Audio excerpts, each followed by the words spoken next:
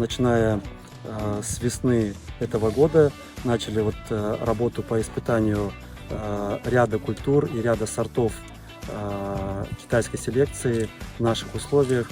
Это сорта, созданные учеными из Северо-Западного университета сельского и лесного хозяйства. Это город Янлинь, Китайская Народная Республика.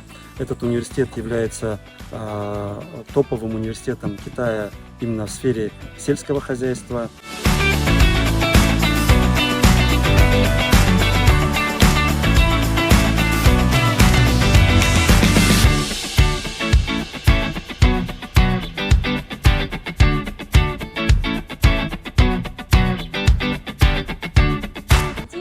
以及我们在实验室进行了一些学习。